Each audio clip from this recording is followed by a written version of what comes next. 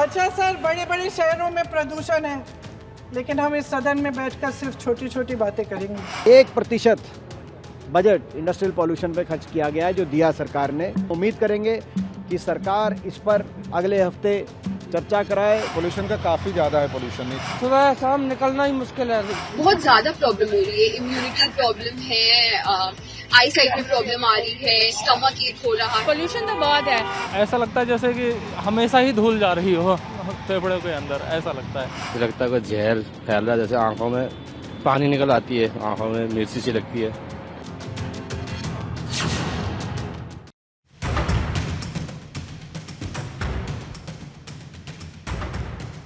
नमस्कार, आप सभी का स्वागत है भारत 24 पर। मैं हूं आपके साथ पूर्णिमा मिश्रा। शाम के 6 बज चुके हैं और वक्त है दहाड़ का।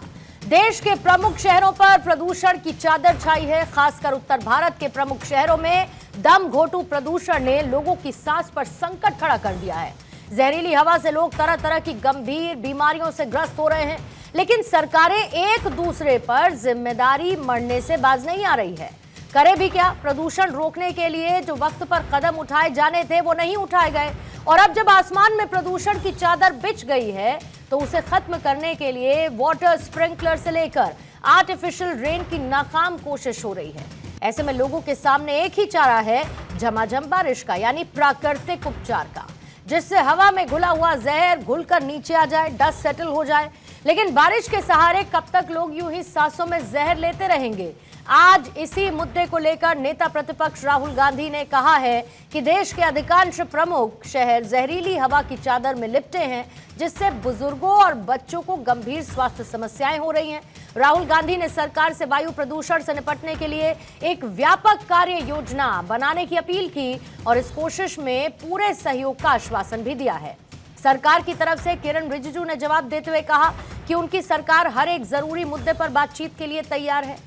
यानी आज दहाड़ में प्रॉब्लम क्या है उस पर चर्चा करेंगे, प्रॉब्लम पता है तो उसका सॉल्यूशन क्या है इस पर भी चर्चा करेंगे। हालांकि राहुल गांधी ने जोर देकर यह कहा कि यह कोई वैज्ञानिक मुद्दा नहीं है और इस पर दोनों दलों की सहमति होगी, क्योंकि वायु प्रदूषण सभी को प्रभावित करता है। सभी दलों को मिलकर इस इमरजेंसी से निपटना होगा। लेकिन कैसे मिलेगा लोगों को प्रदूषण की समस्या से छुटकारा? हमारे साथ एक्सपर्ट्स का एक पैनल मौजूद रहेगा, पॉलिटिकल लोग रहेंगे, लेकिन उससे पहले संसद में क्या हुआ आपको वो सुनवाएंगे, फिर मेहमानों से करेंगे चर्चा। Most of our cities, major cities, are living under a blanket of poisonous air.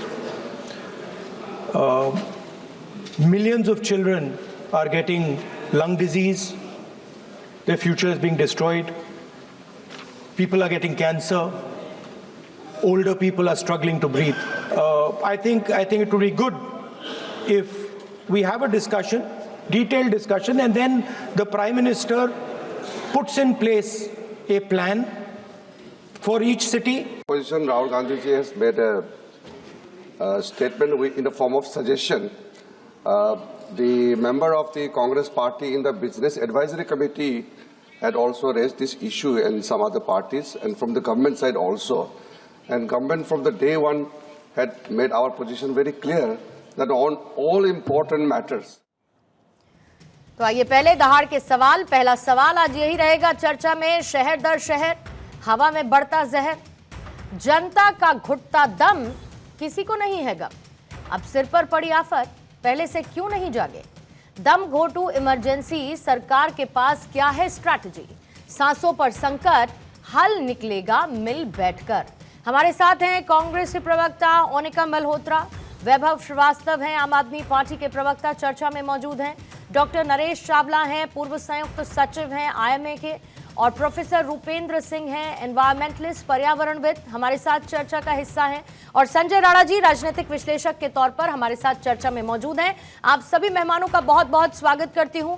शुरुआत वैभव श्रीवास्तव आपके साथ मैं इसलिए करना चाहती हूं क्योंकि दिल्ली में बीजेपी सरकार से पहले आम आदमी पार्टी की सरकार एक लंबे वक्त तक रही।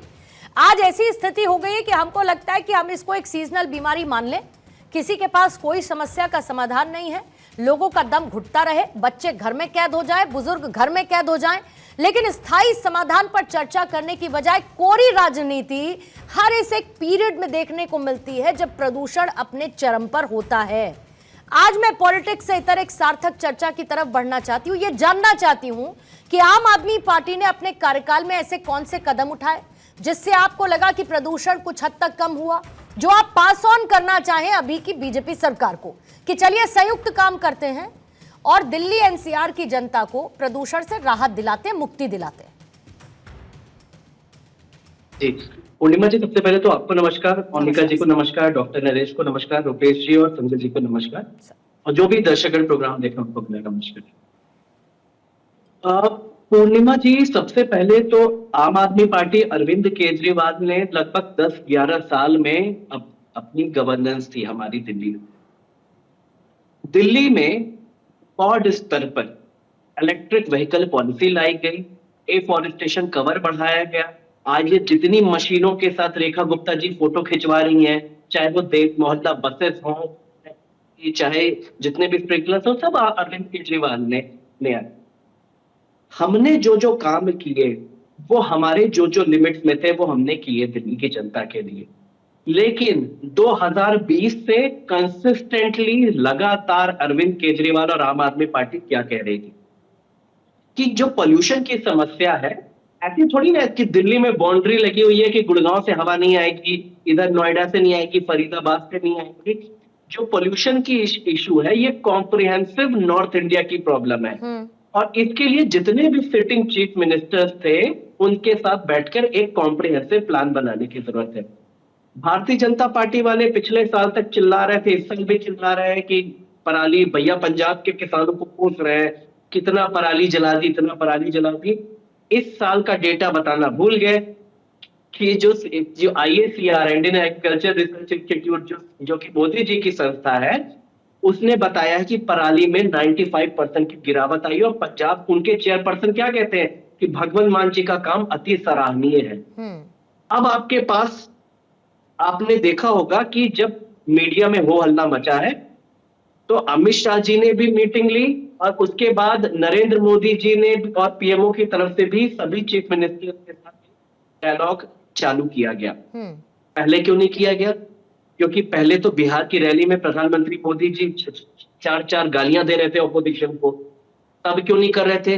दिल्ली की CM रेखा गुप्ता जी जब पीक पॉल्यूशन था बिहार में चुनाव प्रचार कर रही थी। विंटर एक्शन प्लान दिवाली के 4 दिन पहले आया, जो कि अरविंद केजरीवाल सितंबर में रोल आउट कर देते थे।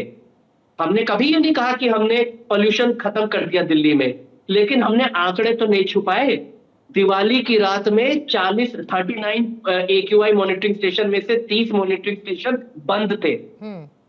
पहली बार दिल्ली में मॉनिटरिंग का भी घोटाला हुआ। पूर्णिमा जी, ये तो अरविंद केजरीवाल ने कभी नहीं किया, भारतीय जनता पार्टी ने। और आज हद तो तब हो गई पूर्णिमा जी, आज एक वीडियो आया है, मेरे ख्याल से आपके चैनल ने भी देखा होगा, चलाया होगा, पता नहीं। भारतीय जनता पार्टी के खुद के पार्षद हैं, वो स्टैंडिंग कमेटी की MCD की स्टैंडिंग कमेटी की मीटिंग में MCD पे खुद भ्रष्टाचार का आरोप लगा रहे हैं कि मलबा, कंस्ट्रक्शन का मलबा इधर उधर फेंका जा रहा है। कैसे पोल्यूशन रुकेगा? अब तो 4 इंजन की सरकार है।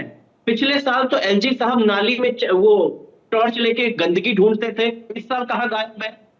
पिछले बार तो ज्ञान दे रहे थे कि 80% दिल्ली का कचरा खुद है जिसकी वजह से पोल्यूशन हो रहा है, अरविंद केजरीवाल ने कहा, इस साल कहां गायब हो गए? तो मैं इसलिए बोल रहा हूं, राजनीति होनी चाहिए पॉल्यूशन पे, लेकिन कंस्ट्रक्टिव राजनीति होनी चाहिए। अरविंद केजरीवाल, मैं कह रहा हूं 20 से कह रहे हैं, 2020 से मेरी भी जिम्मेदारी है, पंजाब की भी जिम्मेदारी है, यूपी की भी जिम्मेदारी है, और यहाँ और राजस्थान की और हरियाणा की भी। सब लोग बैठ के प्लान बनाते हैं ना। देखिए वैभव जी, एक बात है, आपकी सरकारें भी देखी, बाकी भी सरकारें देख ली, कांग्रेस की सरकार भी देख ली, पत्रकारिता में इतना समय तो हो ही गया है कि कांग्रेस की सरकार भी देख ली, आम आदमी पार्टी की सरकार भी देख ली, और दूसरी तरफ अभी आपकी बीजेपी की सरकार भी देख ली। कोई नहीं है जो समय रहते विंटर एक्शन प्लान को लागू कर पाया। समय रहते कोई नहीं पूर्णिमा लागू जी, कर पाया। नहीं हम- साहब सुनिए ना, मैं आपको जो लगातार एक्चुअली सितंबर- मैंने आपकी पूरी बात वैभव जी सुन ली। सुनिए, आप कहते हैं कि कंस्ट्रक्टिव राजनीति होनी चाहिए। जो अभी आपने कहा वो कंस्ट्रक्टिव तो कहीं से नहीं लगा। वही स्थिति है कि दोषारोपण करें, जिस पर जितना ज्यादा हम दोष डाल पाए हम उतना ज्यादा दोष डाल पाए।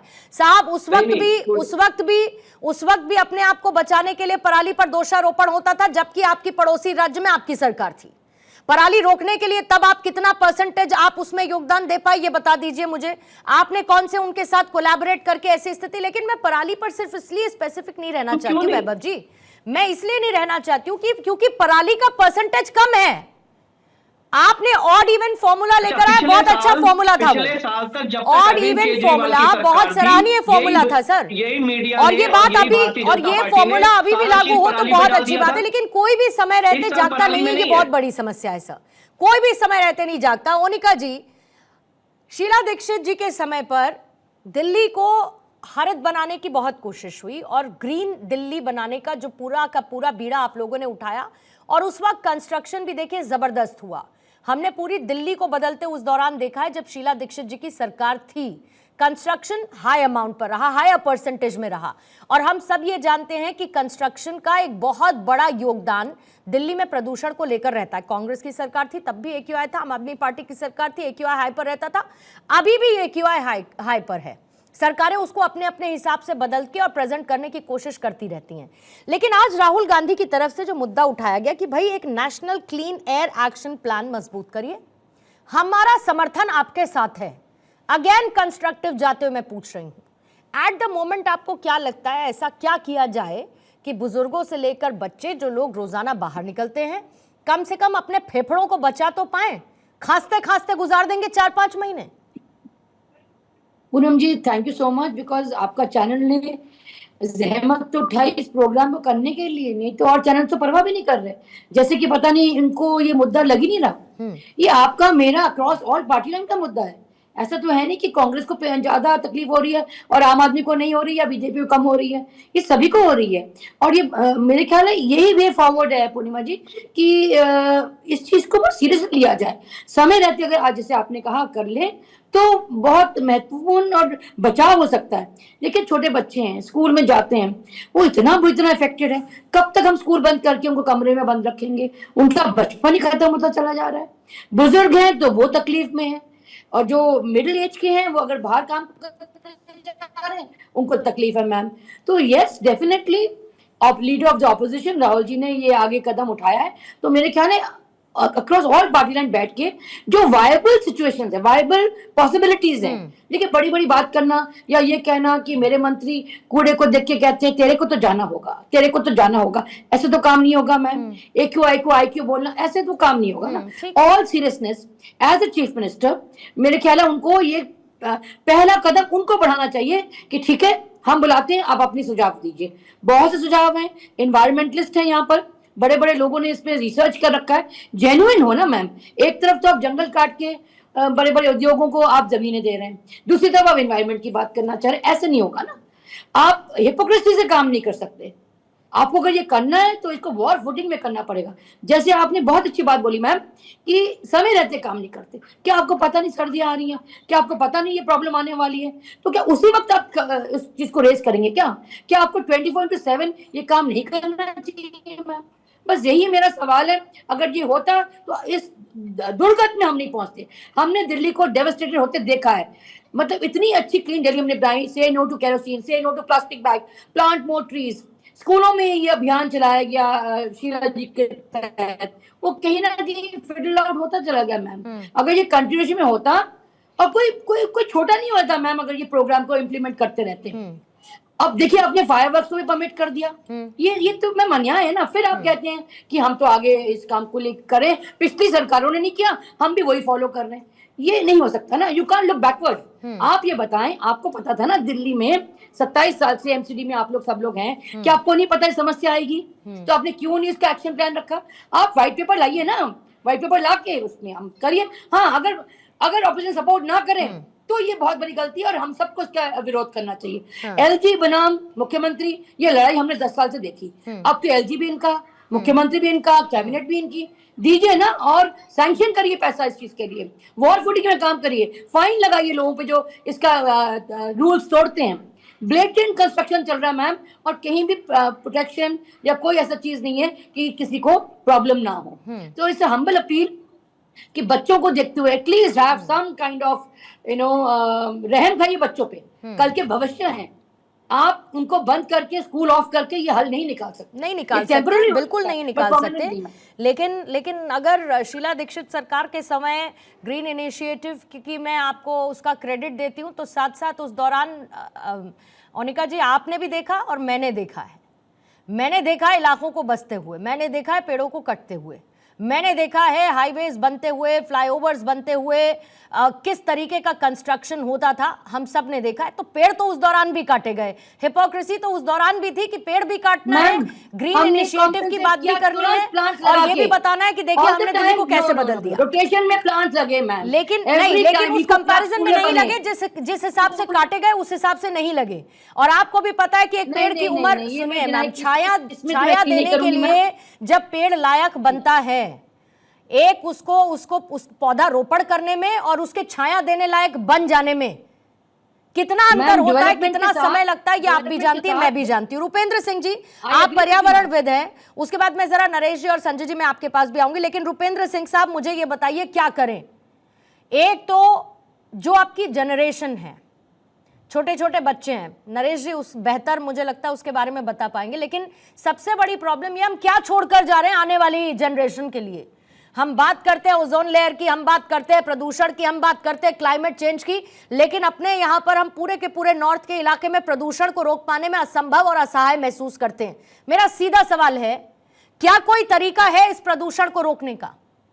अगर सुझाव देना हो सरकार को कि भाई ये कर लीजिए, कम से कम इस पर तो काम करिए, प्रदूषण को खत्म नहीं कर पाएंगे, कुछ हद तक रोक तो लेंगे, क्या होगा वो? जी हेलो जी, आपका सवाल जो है उसमें सब कुछ सही है, उसमें हमने एक बात नहीं ऐड की कि इस प्रदूषण का कारण क्या है। प्रदूषण का जो मुख्य कारण है उस पे जाने से पहले आपकी एक बात मुझे बड़ी अच्छी लगी कि आपने कुछ फैक्ट रखे, जिसमें आपने पराली और जो दूसरी चीजों पे आजकल जो ज्यादा ही फोकस चीजें हो रही हैं उनको टारगेट किया जा रहा है, जिनके रिप्रेजेंटेटिव कहीं नहीं आ पाते किसानों के, वो उनका उतना कंट्रीब्यूशन नहीं है जितना हाईलाइट किया गया। इसमें जो मुख्य कारण है वो है जो दिल्ली के 300 किलोमीटर के सराउंडिंग पेरिफेरल में थर्मल पावर प्लांट हैं, और उन थर्मल पावर प्लांट्स में 35 में से केवल 12 यूनिट्स में जो सल्फर के जो फिल्टर हैं वो इंस्टॉल्ड हैं, बाकी में किसी में भी फिल्टर इंस्टॉल नहीं है। 50% का योगदान है सर जी, फैक्ट्रीज का, पावर प्लांट्स का, ब्रिकलेंस का 35 से 50% का कंट्रीब्यूशन है। पराली को लेकर इतनी चिकचिक होती है, मात्र 10 से 15%। जी, पराली का मात्र 10 से 15% है, वो भी कुछ समय के लिए। अब आज के समय में अगर आज हम कहें पराली की वजह से प्रदूषण हो रहा है, तो ये तो एकदम गलत बात है। आज कहाँ पराली जल रही है? तो इसका मुख्य कारण है उन थर्मल पावर प्लांट्स में जो कि फिल्टर नहीं लगे सल्फर गैस के, जो मुख्य कारण है PM 2.5 जो इस समय दिल्ली में प्रदूषण है। और इस समय इसलिए है क्योंकि हवा विंड स्लो होती है और ये पूरे साल रहता है, और मई, जून, जुलाई, अगस्त में चूंकि हवा तेज चलती है तो उसका असर कम हो जाता है, लेकिन ये रहती पूरे साल है। तो मुख्य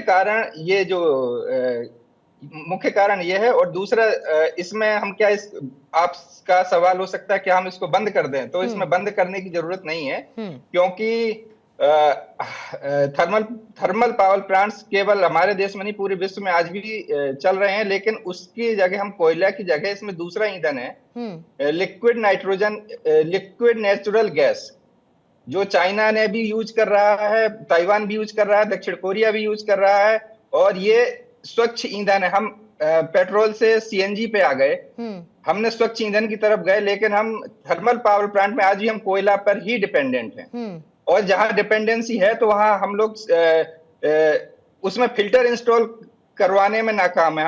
जो भी अभी कुछ दिन पहले NGT ने उनको 3 साल का एक्सटेंशन दे दिया। नाकाम क्यों है रुपेंद्र जी? आपको जिन्न थोड़ी निकालना है घिसकर, नहीं, नाकाम एक हमारी राजनीतिक प्रतिबद्धता है। सबसे बड़ी राजनीतिक प्रतिबद्धता है कि अभी मैंने सबको, 2 लोगों को सुना, उन्होंने अपनी अच्छाई बताई, दूसरों की कमी बताई। इससे हमें निकल के, वैज्ञानिक तरीका यही है कि हमें इससे निकल के पूरे वैज्ञानिक होके इसके लिए काम करना होगा। सबसे पहले जो है जितने भी थर्मल पावर प्लांट है 300 किलोमीटर के दायरे में, इनमें हमें सरकार को चाहिए सबसे पहले कि इनको 6 महीने के अंदर, इसमें 3 से 4 महीने का समय लगता है, तो 6 महीने के अंदर ये सबसे पहले जो जिन यूनिट्स में सल्फर के फिल्टर इंस्टॉल नहीं है, जो PM 2.5 का मुख्य कारण है, उसमें इंस्टॉल हो। उसके बाद हम धीरे धीरे कोल की जगह LNG की तरफ शिफ्ट हो। जी ठीक है। संजय राणा जी, ऐसा क्यों लगता है कि प्रदूषण का जो मुद्दा है वो एक पॉलिटिकल फुटबॉल बनकर रह गया है? इधर से एक ने किक मारी, दूसरे के पास पहुंची, दूसरे ने वापस मारी, फिर तीसरे के पास पहुंची, और दम किसका घुट रहा है? रहने वाले लोगों का। ऐसा लगता है कि कोई अकाउंटेबिलिटी ही नहीं है भाई, हाथ पर हाथ धर कर बैठ गए हैं। आर्टिफिशियल रेन कराने की कोशिश की, नाकाम रही। 10 बातें कह दी, कहीं पर कोई असर उसका नजर नहीं आता, और कोई भी अकाउंटेबिलिटी अपनी फिक्स करने के लिए तैयार ही नहीं है भाई। पूर्णिमा, गुड इवनिंग। देखिए पूर्णिमा जी, ये बहुत महत्वपूर्ण मुद्दा है, इस पे चर्चा होनी भी चाहिए और सारे लोगों को मिलकर काम करना चाहिए। इसमें कोई कुरेज नहीं बोलने में, लेकिन क्या सारे लोगों ने मिलकर काम किया? हमारे अभी जो प्रोसीडर बोल रहे थे तो थर्मल पावर का बता रहे थे। देखिए थर्मल पावर शायद इंडिया में ही इस समय ऑपरेट हो रहा है, वर्ल्ड में कहीं भी थर्मल पावर को ऑपरेट नहीं किया जा रहा है, मतलब आइसोलेट हो चुका है। ये टेक्नोलॉजी आइसोलेट है, लेकिन ये टेक्नोलॉजी आइसोलेट क्यों पहले नहीं हुई? देखिए ऐसा होता, कोई भी परियोजना बनती है वो कम से कम लॉन्ग टर्म बननी चाहिए। जिसपे आज हम चर्चा करने के लिए बैठे हैं 2025 में, इसकी नींव 2000 सन में रखी जानी चाहिए थे, या कह सकते हैं 2004, 2005, 2006 में रखी जानी चाहिए थी, उसकी जिसकी चर्चा हम आज कर रहे हैं। जहां तक बात हो रही थी तत्परता की सरकार काम कर रही कि नहीं कर रही, देखिए पिछले 11 साल में ये ब्लेम गेम नहीं है। देखिए ब्लेम गेम में मैं बिलीव नहीं करता हूं। पिछले 11 साल में जो सरकार थी आम आदमी पार्टी की, उसने शून्य काम किया था। एक प्यूरिफायर लगाया था, सीपी में आपने देखा, उसका बंद हो गया था। अभी हमारे मित्र बोल रहे थे, देखिए आरोप नहीं, मैं आंकड़े दे रहा हूं। देखिए हमारे मित्र बोल रहे थे कि हमने बहुत सारे काम किए। अगर आप इनका बजट 2023, 2024, 2022, 2023 का, 2020, 2021, हम कहते हैं किसी भी ईयर का बजट दिख रही है, allocation budget for the pollution was शून्य, 0। अभी जो सरकार है रेखा गुप्ता जी की, जो एलोकेशन बजट है 1885 करोड़ का है। देखिए ऐसा है कि एक कमेटी बनी है NCAP, और उसका टोटल बजट है 7713 करोड़ रुपए, और उसमें सिर्फ अभी 76% खर्च हुआ है, और उसका कंट्रीब्यूशन क्या है 82 सिटीज जो देश में है उसके लिए बना हुआ है। तो देखिए हम कभी सीरियस नहीं थे in terms of thermal power के करें तो बहुत पहले से स्टार्ट हो जाना चाहिए, उसको आइसोलेट करके नहीं बंद कर देना चाहिए था, और उसको अभी तक किया नहीं कि कहीं ना कहीं कोई ना कोई जिम्मेवार है। अब आते हैं करंट सिनेरियो, दिल्ली में पोल्यूशन क्यों? देखिए आपने देखा होगा, आप जब CP की तरफ या जाते हैं दिल्ली के अंदर, घुसते RTO के पास, देखिए स्प्रिंकल लगाए गए हैं। कहीं ना कहीं सरकार कोशिश कर रही है, लेकिन आप उम्मीद कर रहे हैं कि सरकार चुटकी बजाय पोल्यूशन दूर कर दे। नहीं हो सकता। जो चीज आज है, देखिए अगर पोल्यूशन की डिस्ट्रीब्यूशन की बात करें, 39% जो डिस्ट्रीब्यूशन होता है पोल्यूशन कारण क्या होता है, वो होता है व्हीकल, और व्हीकल में सबसे ज्यादा पोल्यूशन जो होता है तो ऐसा कौन सा हाईफाई साइंस है संजय राणा जी? जब आम आदमी पार्टी को घेरते थे तब इनको नहीं पता था पोल्यूशन किस वजह से होता है? भाई सवाल उठाते थे ना, तो आपको जब पता है कि पोल्यूशन किस वजह से, देखिए सर, आधी जंग तो तब जीत ली जाती है जब आपको समस्या पता होती है। आपको समस्या पता है और समाधान के लिए आपको चुना गया है, तो समाधान निकालने के लिए आपको कोई फ्रांस अमेरिका से किसी टीम को बुलाने की तो जरूरत है नहीं। देखिए पूर्णिमा जी, आपने बिल्कुल सही कहा कि समाधान ढूंढने के लिए विदेश से बुलाने की कोई जरूरत नहीं है। आप क्या चाहती हैं कि सारे व्हीकल जो 40% कंट्रीब्यूशन कर रहे हैं उसको आज ही बंद कर दिया? कर लें, क्यों नहीं कर सकते? मैं बता रहा हूँ, क्या दिक्कत है उसमें? मुझे 1 मिनट तो दीजिए। अरे ऐसे नहीं हो सकता बहन ना, आप बोल रहे हैं कि सारे थर्मल पावर स्टेशन बंद कर दिया जाए, नहीं बंद हो सकता। आप चाह रहे, देखिए जो 39% डिस्ट्रीब्यूशन में बताया, 39% में 40% तो 2 व्हीलर के हैं। आप ये बताइए 2 व्हीलर वालों को आप बोल दोगे बाइक नहीं चलाओ? इसमें बार बार बोल रहा हूँ, लॉन्ग टर्म परियोजना होनी चाहिए थी जो कहीं ना कहीं 20 से 25 साल पहले बननी चाहिए थी। तो इसमें सारे सरकार गुनाहगार, ऐसा नहीं कि किसी को एकदम क्लीन चिट दे दीजिए भैया मैंने बहुत काम किया। एक शीला दीक्षित के जमाने में जो एडवर्टाइजमेंट का बजट था 15 करोड़ था, लेकिन उन्होंने डेवलपमेंट किया, उसमें बोलने में कोई 15 करोड़ का बजट था, जो केजरीवाल सरकार में 7-15 करोड़ का हो गया। मुझे एक बात का जवाब दे दीजिए, सरकार ने विंटर एक्शन प्लान कौन से महीने कौन सी तारीख से चालू किया? नहीं, देखिए विंटर एक्शन, देखिए आपको मैं फिर बोल रहा हूं, विंटर एक्शन प्लान अगर मैं जुलाई में चालू कर देता, आपको लगता है कि नवंबर दिसंबर जनवरी में पोल्यूशन खत्म हो तो जाता? कब करना चाहिए था? हम बोलते हैं आज आप बना दी, सुन लीजिए पूर्णिमा जी, अगर आज भी बना दे आने वाले 2 साल तक खत्म नहीं होगा। देखिए इसके लिए परियोजना बनानी पड़ती है, कम से कम इसको 2 से 3 साल में जाके आप सेटल कर पाओगे पूरी चीज, तो एक दिन में नहीं हो सकता। ठीक है, तो यही समस्या है कि आप चाहते हैं कि चुटकी बजाए और कुछ जर की घिन्नी आ जाए और पोल्यूशन दूर हो जाए। डॉक्टर नरेश काम करना चाहिए। हाँ बोलिए संजय जी क्विकली। ठीक है, हो गया। मैं सिर्फ ये बोल रहा हूँ सबको मिलके काम करना चाहिए था, लेकिन इस तरह से 11 साल में आपने काम नहीं किया और आप चाहते हैं 11 महीने की सरकार चुटकी बजाए और सारी चीज हो जाए, तो ऐसे नहीं होता है। नरेश मैं बोल रहा हूँ, मैं 5 मिनट में खत्म कर रहा हूँ। पूर्णिमा, आप ये बताइए, मैं बार बार पूछ रहा हूँ, हमारे मित्र से पूछिए allocation for the pollution budget कितना था? नंबर नहीं पता होगा भाई साहब, मैं बता रहा हूँ। जवाब देंगे इसका, वैभव जी जवाब देंगे, लेकिन उससे पहले नरेश चावला जी, WHO की तरफ से पोल्यूशन हेल्थ इमरजेंसी प्रोटोकॉल है, हमारे यहाँ कितनी बार अपनाया गया? और सबसे बड़ी बात सर, हम लोगों को तो हम लोग तो आदी हो गए हैं खांसने के, खांस के परेशान हो जाते हैं, ऐसा लगता है कि सांस ही नहीं आ रही है। बात यह है कि जो नस्ल अब पैदा हो रही है, जो बच्चे अब पैदा हो रहे हैं, आप सोचिए कि उनके फेफड़े, उनकी लंग्स कितनी कॉम्प्रोमाइज्ड है अभी से। क्या होगी इनकी लाइफ स्पैन आगे चल के, इनकी लंग्स कितनी हेल्दी रहेंगी? आप तो हॉस्पिटल में सर केसेस देखते होंगे, मैंने कितनी माओं को सुना, कितने परिवारों को सुना, मजबूर हैं वो अपने बच्चों की हेल्थ को सिक्योर करने के लिए सिर्फ और सिर्फ इस पोल्यूशन की वजह से। देखिए पूर्णिमा, मैं कम शब्दों में अलग अलग मुद्दों पे ध्यान कराऊंगा। Number 1, first thing, despite changing governments, अगर आप लास्ट 15-20 साल में देखिए, किसी ने भी इसको टॉप प्रायोरिटी दी ही नहीं। We must acknowledge it. अभी तक जितने लोग थे वो सिर्फ पॉलिटिकल टॉक चल रही थी। मेरे विचार में it is a mega medical emergency. London में अगर 50 भी क्रॉस हो जाए QI तो उसको मेडिकल इमरजेंसी घोषित किया जाता है। उससे ज्यादा हम क्या बात करें, बीजिंग में 2013 में ये 700 हो गया था, उन्होंने इसको कंट्रोल करने में 1 साल लगाया था। ना यहाँ कोई शॉर्ट टर्म प्लान है, ना यहाँ कोई लॉन्ग टर्म प्लान है। मैं कहता हूँ 2025 की प्लानिंग मत करो, 2026 की प्लानिंग आज करो। ये तो है ना कि बारिशें आ गई तो उस टाइम फ्लड प्लान चल रहा है, और एयर दूषित हो गई तो स्प्रिंकलर शुरू हो गए। Why can't it be done on a yearly basis? मैं कहता हूँ, कहा जाता है कि इसमें कोई शक नहीं है कि दिल्ली का एरोस्पेस कम है। दिल्ली का जो वो हवा है वो दूसरे आसपास के जो क्षेत्र हैं, चाहे वो हरियाणा का हिस्सा हो, चाहे यूपी का हिस्सा हो, चाहे राजस्थान का हो, या पाकिस्तान या पंजाब का हो, उसको देखते हुए हमने दोष दिया प्रणाली को। वो एक फैक्टर था। डेस्पाइट इट, आप जानती हैं इस साल ग्रीन पटाखे भी हमारी माननीय सुप्रीम कोर्ट ने राव किया। In my opinion it was also a misguided decision. But अंत रिजल्ट क्या है, छोटे बच्चे, पैदा होता बच्चा, 1 दिन का बच्चा जो माँ के पेट में बड़ा खुश था, बाहर के तो दुखी होता है, क्या हो गया जी ये, मुझे तो आपने गैस चैम्बर में डाल दिया। Think of the hundreds of patients of सांस के पेशेंट, जो COPD के पेशेंट्स हैं, हार्ट पेशेंट्स हैं। बिलीव मी, हॉस्पिटलाइजेशन बढ़ जाती है, टेस्ट बढ़ जाती हैं, लोगों का मरने का समय आ जाता है। लेकिन जवाब कौन देगा? जवाब मुझे अच्छी तरह पता है। पोस्ट दीपावली पिछले 10 सालों से टीवी चैनल पे मैं लगातार बोल रहा हूँ, हम ये डिस्कस करते हैं कि end of January everything is over till next Deepavali. कैसे चलेगा? जब तक, मैं एक ही सवाल और कहूंगा कि जब तक देश की, प्रदेश की, दिल्ली की जनता मांगेगी नहीं, वोट मांगने से पहले मुझे साफ हवा दो, ये मेरा कानूनी हक है। साफ हवा, साफ पानी और अनअडल्टरेटेड फूड, ये मिनिमम 3 नीड्स हैं। हम ये पूरी नहीं कर पाएंगे थे। हम देश को सुपर पावर बनाना चाहते हैं, हम दिल्ली को सुपर सिटी बनाना चाहते हैं, बेस्ट बनाना चाहते हैं। How? We are nowhere near it. कहने का मतलब बातें, खाली बातें, हिपोक्रेसी, और ये कहना उसको दोष। मैं कहता हूँ एक चीज और, मैं दिल्ली की जनता को भी बराबर का भागीदार मानता हूँ।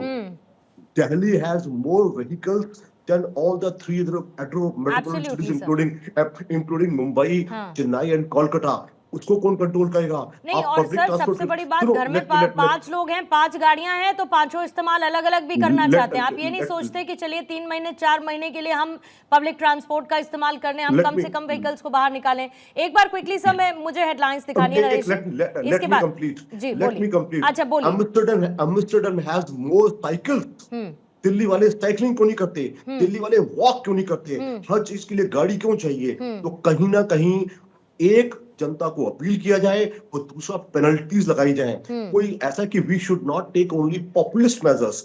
2 महीने पहले एक बार डीजल व्हीकल बंद किए थे, लोगों ने शोर मचाया, फिर परमिट कर दिया। तो शॉर्ट टर्मर्स जब तक हम सख्ती नहीं करेंगे, हमें कोई तानाशाह नहीं बनना है, लेकिन हमें लोगों को अपील करनी है और प्रैक्टिकल पेनल्टीज लगाई जाए। मैं समझता हूँ 2-1 साल में, 2 इयर्स के अंदर it should be authority of NCR, एक एनवायरमेंटल अथॉरिटी बनाई जाए जो बिल्कुल देखे और सख्ती करे, तब कुछ होगा, अदरवाइज तो कुछ भी नहीं होने वाला। आइए वापस चर्चा की तरफ लौटते हैं। पहले वैभव जी आपका काउंटर लूंगी। नहीं, मैं बस क्विकली 2-3 चीजों पे बता दूं, क्योंकि मुझे पता है कि प्रत्यक्ष अप्रत्यक्ष रूप से बीजेपी को कौन रिप्रेजेंट कर रहा था। तो पूर्णिमा जी, जो सबसे पहले तो जो इलेक्ट्रिक व्हीकल पॉलिसी आई, ईवी पॉलिसी आई अरविंद केजरीवाल की, आज वो उस पॉलिसी की देन है कि Delhi is the highest fleet in terms of electric vehicles. उसने लंदन से भी ज्यादा, या लंदन अभी तक हमारे पास बेंचमार्क हुआ करता था, उससे ज्यादा हमारे पास इलेक्ट्रिक व्हीकल्स हैं। ये एक दिन का काम नहीं था। जनवरी 2023 में 2388 करोड़ मैकेनाइज्ड स्वीपिंग और सारी मशीनरीज के लिए दिल्ली सरकार तत्कालीन अरविंद केजरीवाल जी की सरकार ने सेशन। तो मैं इसलिए आंकड़ों पे बाद में बात करता हूँ। सबसे पहले पूर्णिमा जी, ये जमन्ना वैभव जी बताइए, जो अभी मौजूदा सरकार अगर इस्तेमाल करे तो राहत मिले। 30 सेकंड्स रखेंगे वैभव जी के लिए। सोल्यूशन पर बात करूंगी सर, बहुत हो गई बात कि आम आदमी पार्टी को बीजेपी कैसे घेरती थी, आप बीजेपी को कैसे घेरेंगे। अपना ये पॉलिटिकल रस्साकशी बात के लिए रखिए, बाहर के लिए रखिए, जब चर्चा करेंगे उस पर करेंगे। अभी मुझे 3 सोल्यूशन बताइए, क्या करना चाहिए सरकार को आपके एक्सपीरियंस के मुताबिक। पूर्णिमा जी, जो मेरा सबसे पहले तो ये है कि आपको एक्नॉलेज करना पड़ेगा और अपनी प्रायोरिटी बकेट में डालना पड़ेगा कि पॉल्यूशन एक सब्जेक्ट है, और ये केवल दिल्ली का नहीं, कॉम्प्रिहेंसिव नॉर्थ इंडिया का प्रॉब्लम है।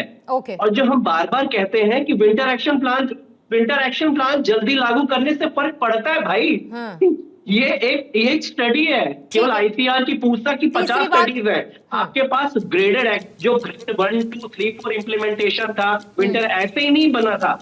आज इस बार 450 तक गया AQI, लेकिन ग्रेड 4 में हम नहीं आए, बल्कि CAQM की गाइडलाइंस थी कि 450 से ऊपर AQI जाने पे आपको ग्रेड 4 इम्प्लीमेंट करना था। सरकार ने अपनी छीछा लेदर बचाने के चक्कर में वो नहीं। आज एक और रिपोर्ट आई है, हालांकि मेरे पास हालांकि मेरे पास कुछ नंबर्स हैं, मैं उनको लेकर नहीं आ रही हूं, क्योंकि आज एनवायरमेंट मिनिस्टर की तरफ से राज्यसभा में जो डिटेल्स दी गई विद कंपैरेटिव स्टडी की पहले के सरकार में और साल में कितना AQI रहता था, अभी कितना, मैं उसमें जाऊंगी तो फिर बड़ा डिटेल में वो लंबा समय खिंच जाएगा। लेकिन ठीक है, आपने 3 सोल्यूशन की बात की, अच्छी बात है। संजय राणा जी संसद में झूठ बोल रहे हैं, 1 मिनट का टाइमर रखेंगे। संजय राणा जी, ठीक है सर, सब जो है झूठ बोल रहे हैं, संसद में भी झूठ बोल रहे हैं। एक अरविंद केजरीवाल ही सच्चा कहते थे, आप ये पहले भी कहते थे, आप ये अब भी कहते हैं, ऐसा नहीं होता।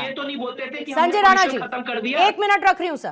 केजरीवाल सुन लो, अरे बड़ी छोटी सी, देखिए 2-3 मुद्दे बहुत इंपॉर्टेंट है जिसको बताना बहुत जरूरी है। देखिए अभी आपसे मैंने प्रश्न पूछा बजट बता दो, तो भैया जी के पास बजट नहीं था। इन्होंने हेल्थ का बजट इनका था 9,000 का, अभी है 12,000 का, उस पे नहीं जाते। देखिए ऐसा है कि हमारे अभी प्रेसिडेंट जो बोल रहे थे कि भाई चाइना और सिंगापुर, देखिए सिंगापुर में दूसरी गाड़ी लेने जाते हैं तो पॉलिसी आपके पास पार्किंग है नहीं, उसका NOC देना पड़ता है, लेकिन भारत में ऐसा नहीं है। अगर कोई भी सख्त कानून अगर सेंटर की या प्रदेश की सरकार लगाती है तो राहुल गांधी झंडा लेके खड़े हो जाएंगे, गरीबों के साथ अन्याय हो रहा है, और ये केजरीवाल खड़े हो जाएंगे, अरे भैया गरीबों को सरकार ने मार दिया। नंबर 3, देखिए सबसे ज्यादा पोल्यूशन डीजल व्हीकल से नहीं होता, डीजल प्राइवेट व्हीकल से नहीं होता, डीजल जो ट्रांसपोर्टेशन होता है उससे होता, 2 पहिया वाहन से होता। तो चाहे एनवायरमेंटलिस्ट बैठे हो चाहे पैनलिस्ट बैठे, उनको पता होना चाहिए नंबर कहां पे। यही सब लोग अगर कल सख्ती कर दे सरकार कि ऐसा नहीं होगा, यही सब मातम मनाने के लिए राहुल गांधी सदन से लेकर संसद तक हल्ला। ओनिका जी, राहुल गांधी ने कहा हम पूरा सहयोग देंगे। 1 मिनट का टाइमर रख रही हूँ नरेश जी, उसके बाद फौरन आ रही हूँ आपके पास। 1 मिनट का टाइमर रख रही हूँ। ओनिका जी, जमीन पर नजर आएगा या यही पॉलिटिकल ब्लेम गेम चलता रहेगा? अगर सभी सहयोग देंगे, ये वाकई में जमीन पर उतरने के लिए तैयार है। 3 सजेशंस के साथ 1 मिनट का टाइमर। ओनिका जी, शुरू है आपका। मैम, इससे कोई बड़ा सोल्यूशन नहीं हो सकता जब लीडर ऑफ द ऑपोजिशन खुद ये कह रहा है कि ये समय नहीं है इस बात को लेके कि कौन सी पार्टी रूल करी नहीं कर रही। ये हमारे बच्चों के भविष्य का है, बुजुर्गों की हेल्थ का हैजार्ड्स हैं, कैंसर की लोग बढ़ते चले जा रहे हैं। तो ये समय है, ये डिफरेंसेस को हटाइए और इसमें चर्चा करिए, short term long term plan बनाइए। हम अभी कॉपरेट करने को तैयार हैं। देखिए मैम पूर्णिमा जी, सरकार SIR चुनाव से पहले 1 महीने में वॉर फुटिंग में कराती है। क्या वॉर फुटिंग में एनवायरनमेंट में काम नहीं कर सकती मैम?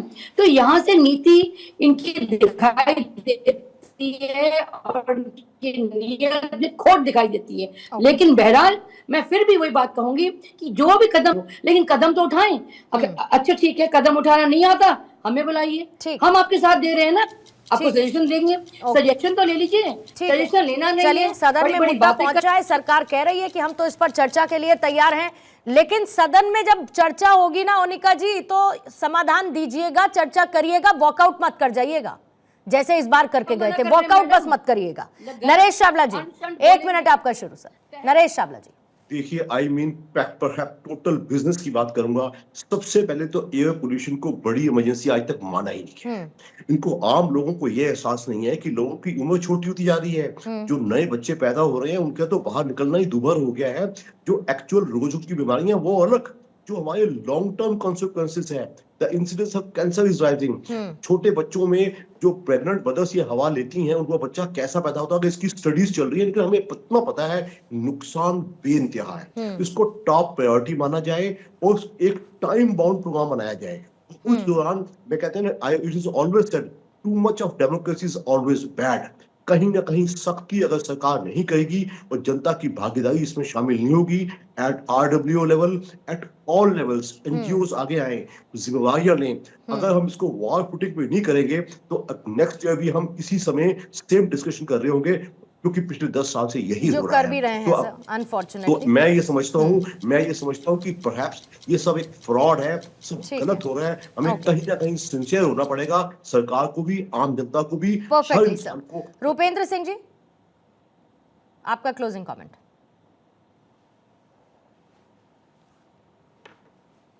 अनम्यूट करेंगे रूपेंद्र जी, अनम्यूट करेंगे सर प्लीज। हाँ, मैंने सभी के कमेंट सुने, लेकिन सब किसी ने भी, आपने जो शुरुआत में डेटा दिया था कि किस वजह से कितना कौन कितना कंट्रीब्यूट कर रहा है, उस पर किसी ने नहीं बोला। किसी ने कुछ बोला, किसी ने डाटा दिया, किसी ने बजट पे बात की। तो उस पे सबसे पहला जो फोकस है, सबसे पहले कि मैं आपको एक एग्जांपल दूंगा कि चीन में 2008 से पहले बहुत प्रदूषण था। उन्होंने LNG इस्तेमाल करके, आज भी वहाँ थर्मल पावर प्लांट है, LNG इस्तेमाल करके उसको मिनिमाइज कर लिया। ताइवान ने भी यही किया। तो सबसे पहला तो यह है कि हमें उनमें जिनमें सल्फर फिल्टर नहीं है, हमें उनमें सल्फर फिल्टर के लिए टाइम बाउंड करना है। ये सरकार उसके ऊपर सीधे एक नियम जारी कर सकती है, जो आज या कल में अगर चाहे तो कर दे। नंबर दो ये है कि ये व्हीकल पराली, इससे कुछ नहीं होना। मेन फोकस है हम बात किस पे कर रहे हैं, जो हमको दिखाई दे रहा है, और जो उतना इफेक्टिव नहीं है, जो नहीं दिखाई दे रहा ज्यादा इफेक्टिव है, उस पे कोई बात नहीं कर रहा। अगर इसी तरह से हुआ तो हम अगले साल फिर बैठेंगे, फिर इसी तरह डिस्कशन होगा, एक दूसरे पे चीटाकाची होगी। नहीं ठीक है, लेकिन दम घोटू हवा, जहर से भरा हुआ आसमान, ये हम सब के लिए बहुत मुश्किल भरा सबब है। और अगर वाकई में इस पर सब मिलकर चर्चा और चर्चा के बाद समाधान की तरफ बढ़ना चाहते तो इससे अच्छी पॉजिटिव अप्रोच मुझे नहीं लगती। लेकिन इस पर काम होना चाहिए, और काम ना हो तो अकाउंटेबिलिटी भी तय होनी चाहिए। बहुत बहुत शुक्रिया आप सभी का। अनिका जी हमारे साथ थी, वैभव जी, डॉक्टर नरेश चावला, प्रोफेसर रूपेंद्र सिंह, संजय राणा जी, धन्यवाद दहाड़ में आज मौजूद रहने के लिए। लेकिन रणनीति क्लियर होनी चाहिए और उसका एग्जीक्यूशन धरातल पर नजर आए, तभी शायद प्रदूषण से कुछ हद तक मुक्ति मिल पाएगी।